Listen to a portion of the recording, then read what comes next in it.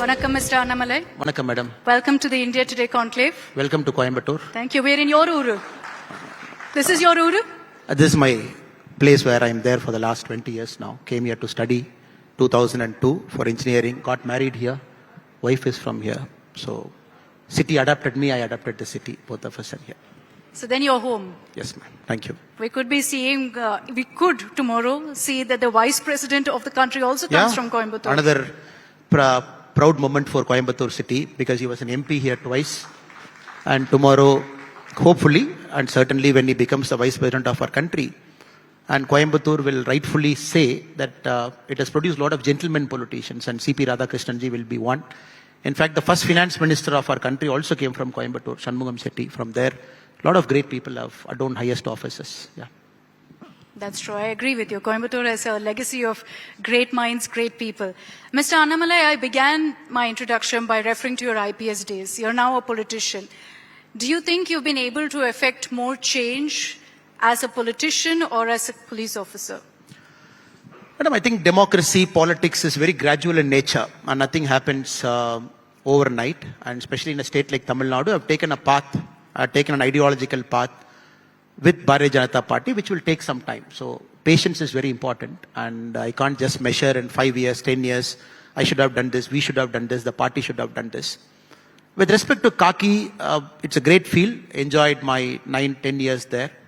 But for me, I always believe in karma, madam. I don't look at the past now. So politics, it's a long, long game. It's more like a marathon.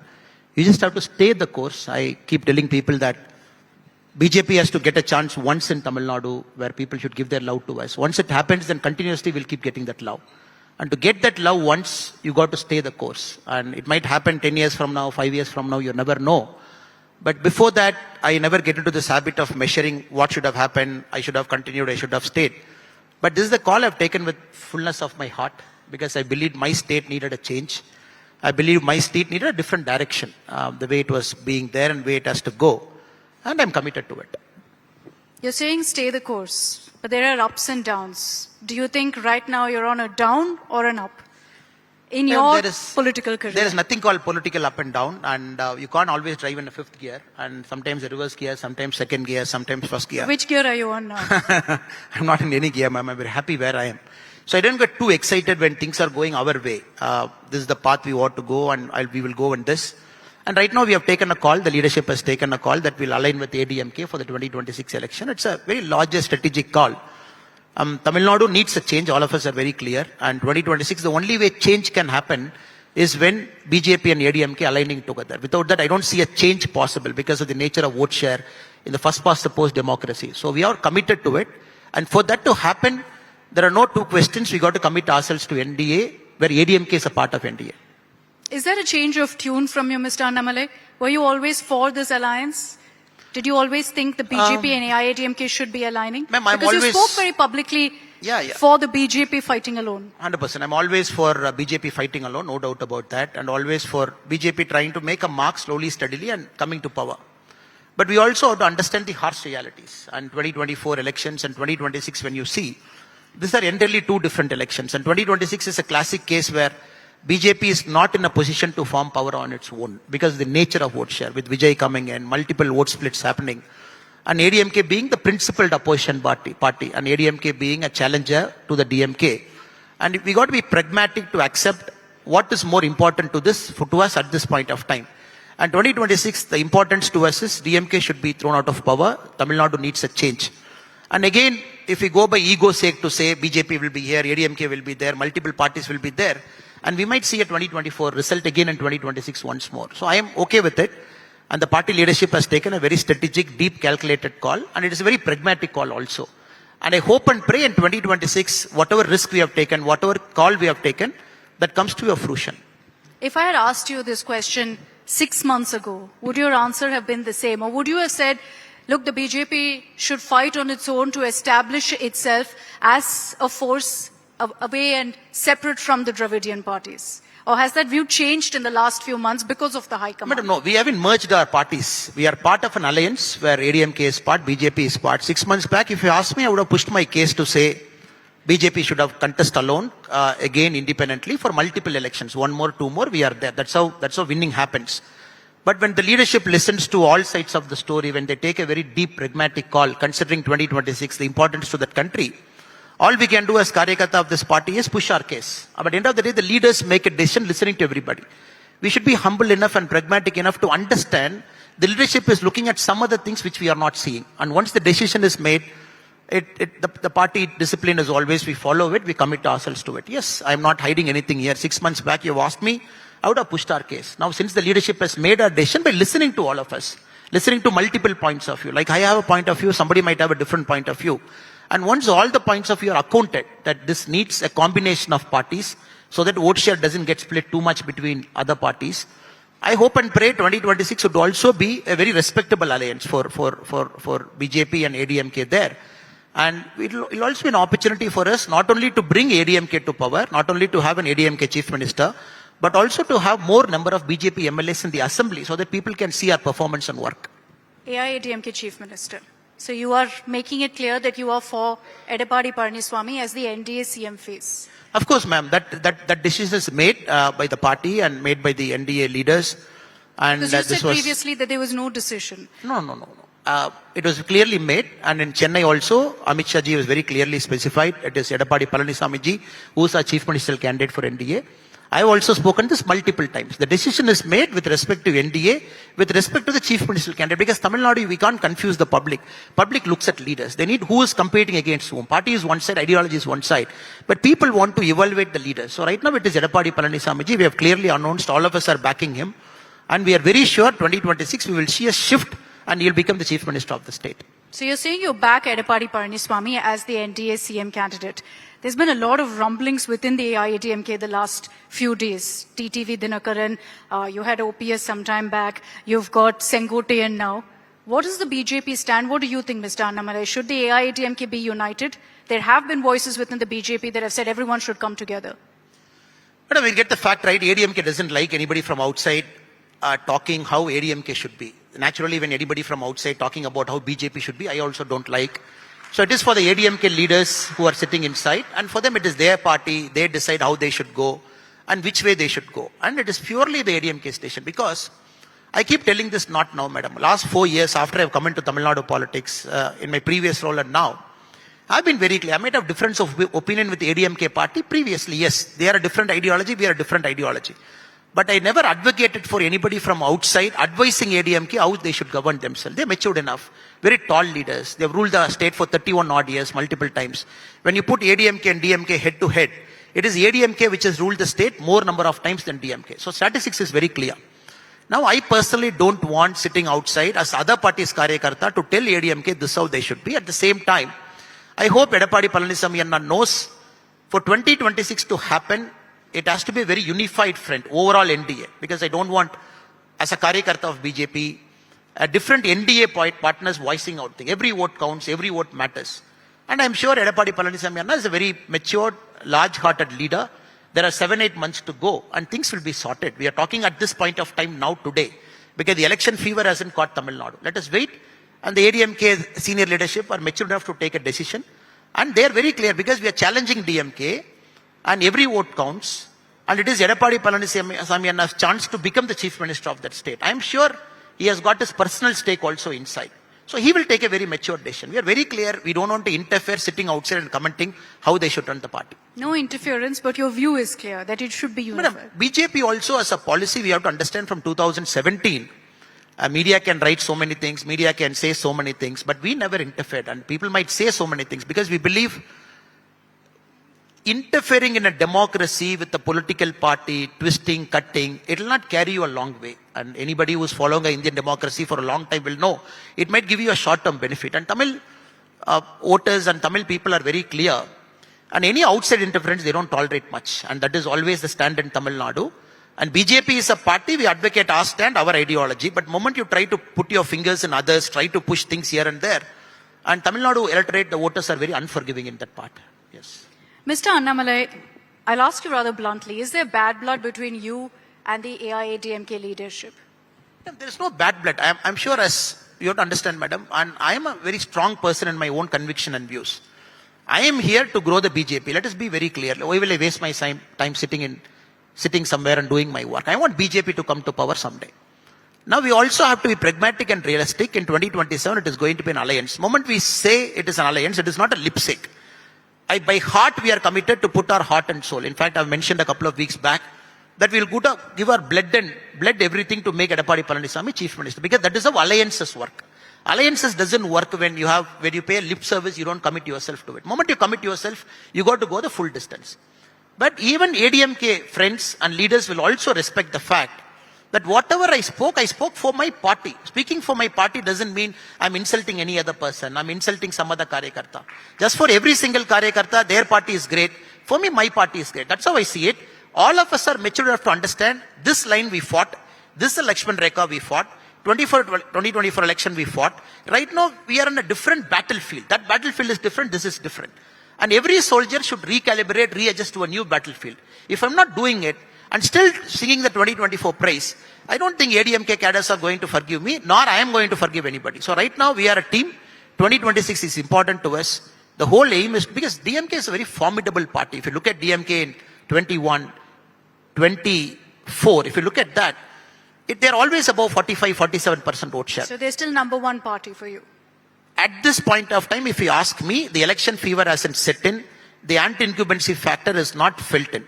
And their alliances are very strong, very, very kind of coherent. So probably in November, December, January is the time our alliance will start taking a lead, because the anti-incumbency factor has to start kicking in. Right now, we are just laying down all the groundwork. The opposition leader is touring the state. As we speak now, he's touring Coimbatore, he's touring across the state. We are also getting our party in shape by the booth committees. So we are also getting everything in order. By December, January, probably that is the time to comment that we have overtaken the DMK alliance. Do you regret the comments that you had made on corruption, on Jayalalitha? Madam, we have to understand, I never mentioned the word called Jayalalitha anywhere. And if you look at my interviews, people can attribute, people can read between lines. So I am not here to defend, I never said it, I said it. We have to understand, when I speak something, I'm speaking for my party, I'm speaking in the context of corruption. I'm magnanimous enough and matured enough not to name a leader. I think in a political space, all of us should have that freedom to navigate certain things in our own domain, at the same time not hurting the sentiments of a leader. If you have taken the name of a certain leader, then you are fully right within your ambit to question me. When I'm talking about something in a context, what has happened, without naming a leader, by giving due respect to sensitivities of the public, sensitivities of the cadres, I think people have to respect it.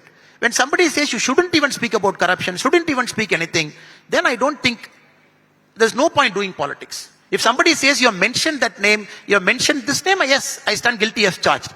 Any interview, any outspoken matters, print, electronic, I've never mentioned the word Jayalalitha anywhere with respect to corruption.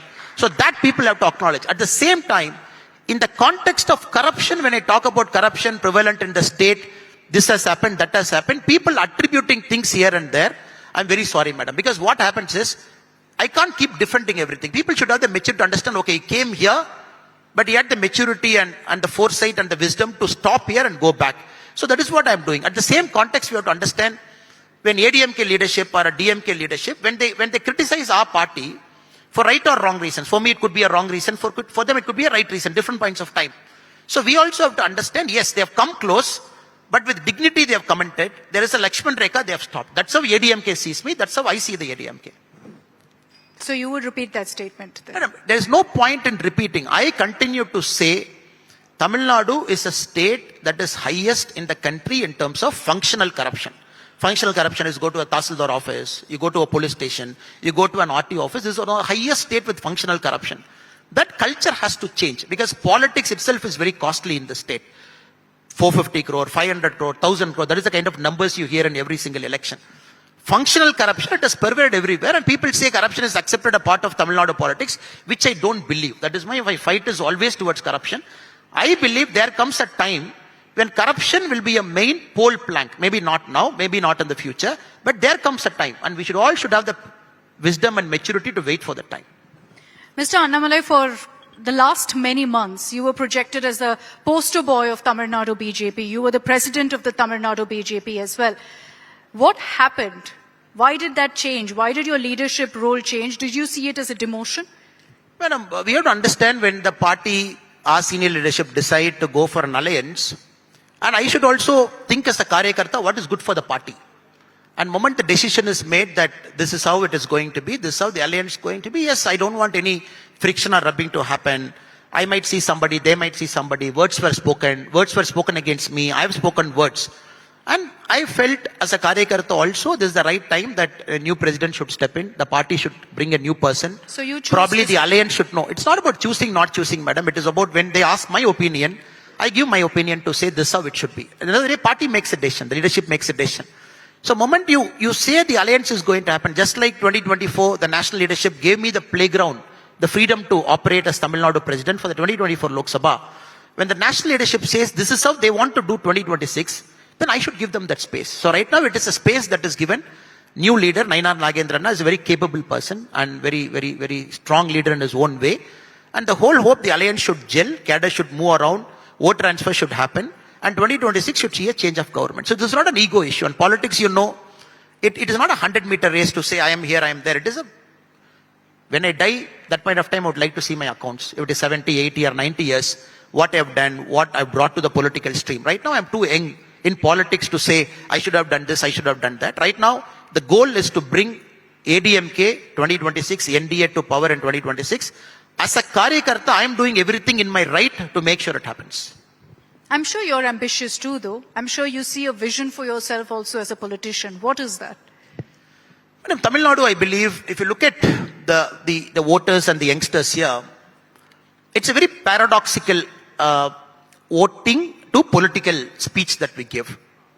So about 9 lakh voters are in 18 and 19 years of age. Very aspirational, just before Rahul spoke. About 1 crore 8 lakh voters are between 20 to 29. 1 crore 28 lakh voters are between 30 to 39. So if you take 18 to 39, if you take that bracket, you're looking at 2 crore 28 lakh voters in that space. They're very aspirational, they think very differently. And politically, I think we are yet to connect to them. And that is a very different voting class, different breed. Their aspiration is very different. 40 to 60, you're looking at another 2 crore 40 lakh voters in that category, which is in established politics it sees. And above 60 is a different category. So I would like to see all of us, including me, changing our narrative to suit the 18 to 40, because they are the people who will decide what kind of state they want it. So that is one important politics which all of us have to change. I look forward to that in the near future. And second, this generation, if you look at it, people might see, why is Mr. Vijay doing that? I'm bringing Vijay now even before you asking me. When he puts on Instagram, 15 million people like it, this happens, he puts this and all. Because the Gen Z is very different. And the Gen Z, the established political people can't get a fathom about Gen Z. They think very different. Their attitudes are very different. The likability factor are very different. So this election is so crucial because Tamil Nadu, you will see this 2 crore 28 lakh voters below 40, 2 crore 45 lakh voters 40 to 60. That is why it's a very tough election space we are. With a person like Vijay coming in, very superstar in his own right, got throws of fans there, collecting to Gen Z crowd. That is why this election, there's no fight. Because you fight, this is not an election, it is on a cakewalk, it is on a platter. Meaning you form an alliance, go and contest election, you're winning. This is not that kind of an election. If it's a two-way fight, I would say like that. It's a three-way fight. It's mostly 2.5, maybe a three-way fight, depending on what Mr. Vijay is able to do. So that is why NDA, with full firepower, we got to go to the field, tap into all the youngsters, Gen Z, connect with them in an aspirational way. So this, I believe, is slightly more for the future also. That is where people like me and other politicians would like to play a major role. Do you think then, since you brought up Vijay, that Vijay has cracked the code as far as the young voter is concerned? You've seen all the images of his rallies, and it's crazy the kind of crowds that are coming together. All youngsters. Do you think he's cracked that Gen Z code that you're talking about? Madam, it is not about cracking per se, because Tamil Nadu always gives respect to a newcomer. Newcomer generally polls 8 to 10%, 8 to 12% if they are very good. It gives that respect to a newcomer from Captain Vijay Kant to Kamal Haasan sir, and now Mr. Vijay. Now question is, what is the addition they are going to do about 10%? What is the addition? How hard they can add in the next 6 months? So that is one challenge for him. With respect to Gen Z, definitely Mr. Vijay is there, no doubt about that, because he connects, movie connects well to an audience. And generally Gen Z is slightly more anti-establishment than a normal guy. They want immediate change. What is happening in Nepal today, what happened in Bangladesh, we are seeing across the country. The protests are led by youngsters now. You ban a social media, they come to the road, they say, why are you doing this? We are questioning this. So that is why Tamil Nadu election for me is slightly more critical. All of us have to tighten our socks, make sure every vote counts, go to the bottom of it, don't leave any segments out, bring everybody together. With respect to Mr. Vijay, I'm clear from day one is a competitor, without a doubt, because somebody coming at the peak of his cinematic career, somebody coming there and standing, and saying that I'm going to stand alone continuously. So he's a competitor. But at the same time, we have a proven leadership. The chief ministerial candidate that we have proposed, who was the former chief minister, Mr. Edappadi Palaniswami himself is a proven chief minister, track record. COVID times, couple of issues, he has proven his leadership at that point of time. So it is going to be a combination of things. Certainly with respect to DMK, Mr. Stalin, the current chief minister of our state, he will also claim that he has done this many things. So it is going to be, one, a personality clash. It is going to be a generational clash. It is going to be an age clash. Then it is going to be an ideological clash. If somebody says 2026 is only about ideology, no. If somebody says 2026 is only about Gen Z and old and middle, no. Economy also, lower economy, middle economy, people see the economy very differently. So multiple factors together, it's a very, very hodgepodge of issues. So you got to be very deep, very deep inside the whole election game and take your alliance and party across the line. You refer to Vijay as a competitor, but there are questions about whether the BJP is also looking to bring him on board to the NDA. There have been clear outreaches, clear olive branches that have been extended. Is the BJP, and on one hand you have Vijay constantly criticizing two parties, the BJP and the DMK in all of his rallies. On the other, the AIADMK very silent, and the BJP, is it trying to pull Vijay into the fold? I think Mr. Vijay is very clear in his head with respect to the politics he wants to follow. He wants to keep our party, BJP, as an ideological enemy, because I think Tamil Nadu, there is still some people believe, keep opposing anybody from northern part of India, keep opposing any national party, keep opposing any party as outside Tamil Nadu. It's a set template, and Vijay has also fallen to the template of saying BJP is my ideological enemy. Naturally, he has to oppose the DMK. So when he has taken this stand continuously over the last 4 or 5 months, I'm not very sure how the gelling is going to happen. So I don't see a possibility of a gelling happen because it is multiple times. And he has also, in the last Madurai conference, he has also criticized the ADMK party in some way. And the ADMK party chief has also responded in kind to whatever he has said. So when things are on this way, I can't see a future right now sitting just for the sake of DMK, opposing DMK, all of us coming together. Because like Nam Tamilar Kachi, Mr. Seeman, he's also a competitor, 6, 8, 10%, whatever the vote share is having, he's also a competitor. But again, ideologically is far away. So you will have, that is why I mentioned, you will have a clear 2 fight. Probably Mr. Vijay, depending on September, wherever he goes from 10, 12, wherever up, down. Mr. Seeman, wherever he goes up, down. So you're looking at 20, 25% vote share outside the domain with so many youngsters, a lot of things happening, churning. That is why it is going to be a very interesting election. Interesting. But Mr. Annamalai, I'd like to bring it back to you. A lot of questions about what next now. The general perception is that while the central BJP, the BJP High Command, whether it's Prime Minister Modi or Home Minister Amit Shah, they're incredibly fond of you, and they show it in pictures also. In all of these rallies, there are images of them hugging you, holding your hand up in the air, almost declaring you as the face of the Tamil Nadu BJP. There's a perception that while the central BJP and the BJP High Command wants to push you, wants to prop you up, that there are factions within the Tamil Nadu BJP that don't want to see you grow, that are against the way you function. But we have to understand, I don't have anything against my colleagues. Everybody is a very respectable colleague, very important colleague.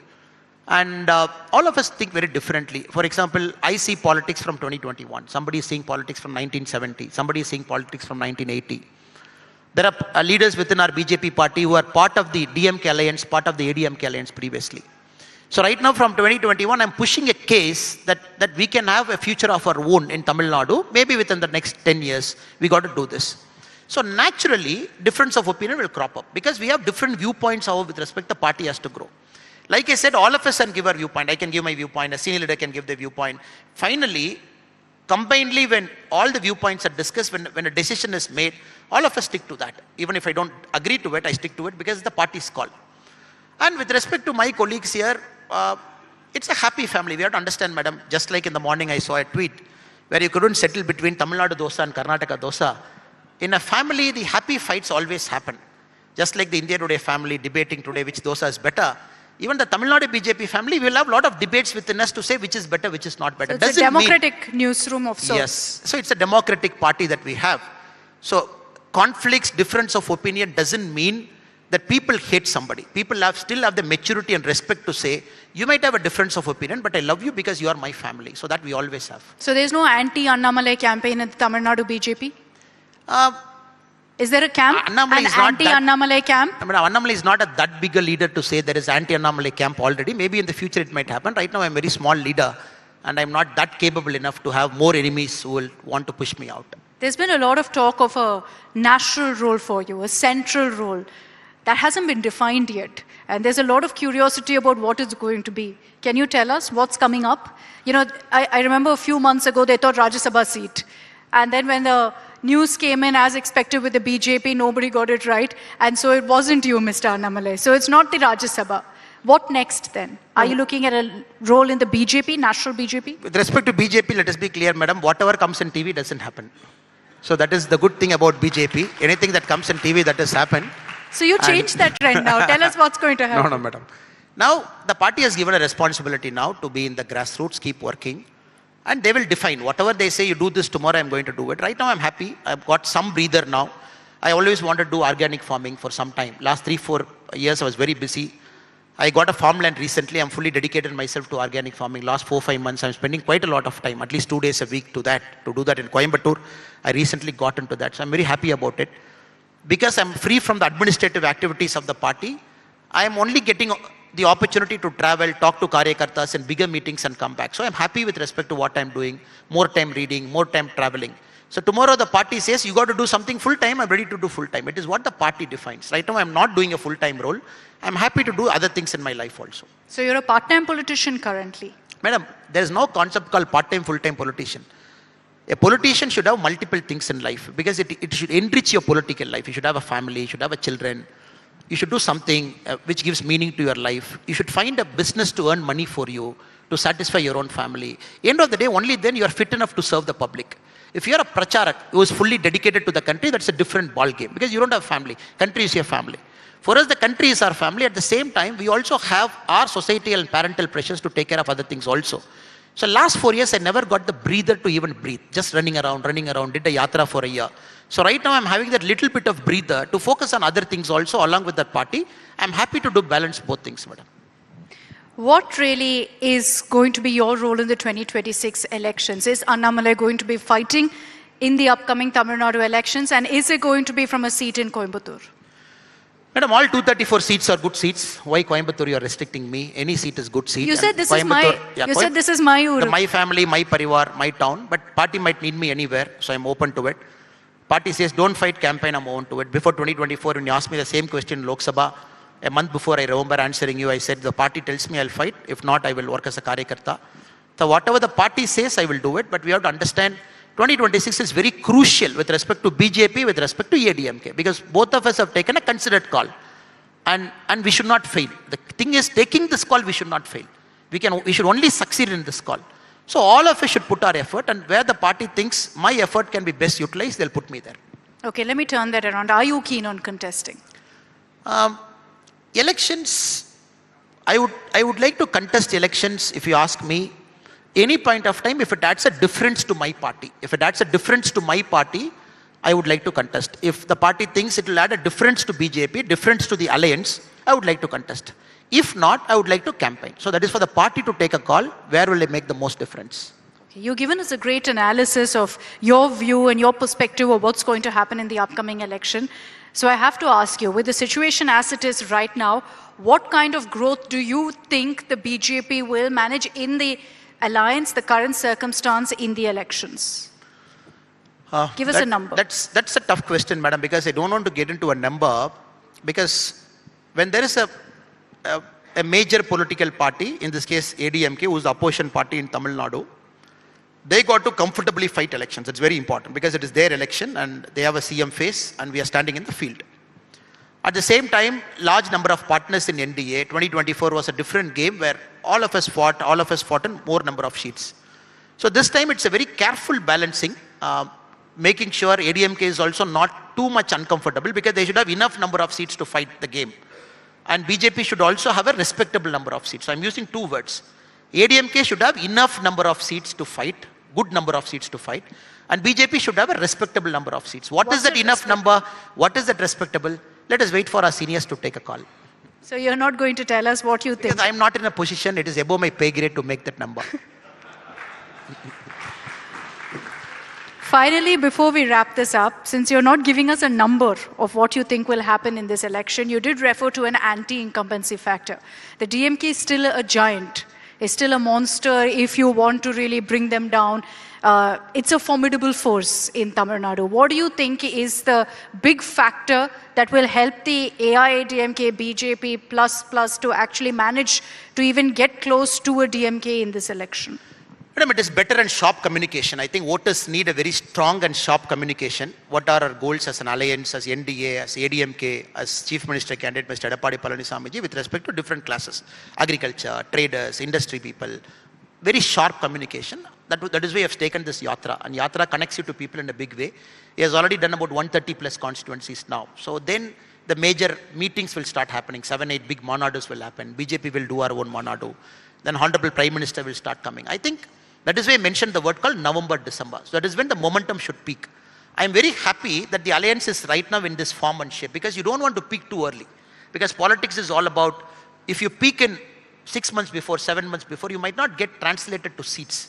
So I would ideally want NDA, ADMK, Mr. Edappadi Palaniswami, all of us to peak by late February, early March.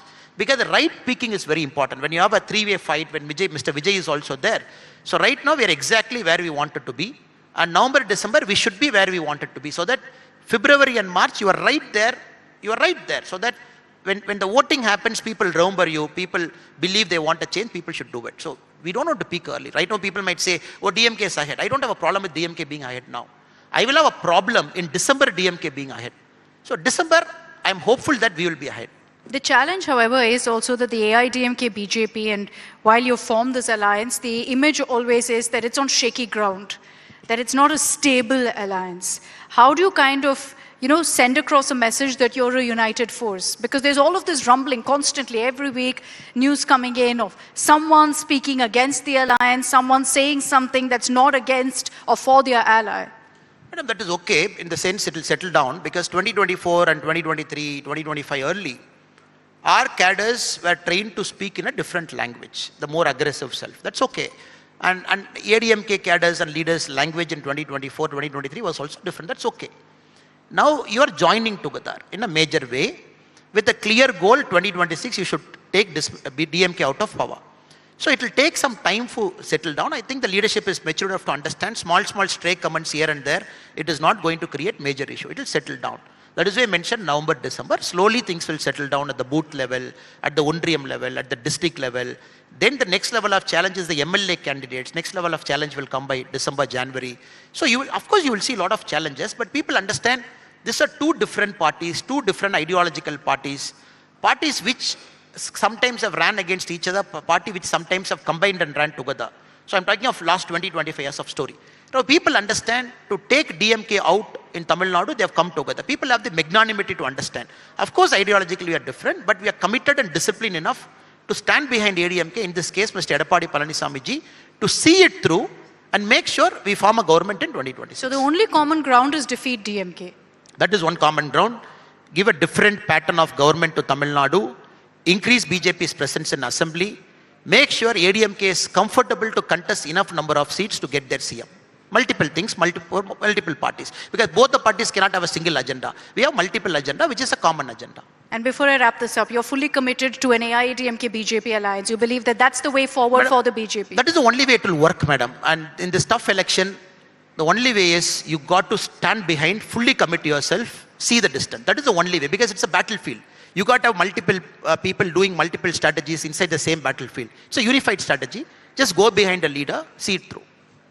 Mr. Annamalai, you won't give us a number, but hopefully we'll have you in a few months when you can give us a number. Hopefully if my pay grade is up, I'll give you the number, madam. Right now, not in a position. Thank you, madam. Okay, hopefully that happens in the next few months. But thank you so much for being candid, for answering all of our questions. Big round of applause, please, for Mr. Annamalai here, joining us here at the India Today Conclave.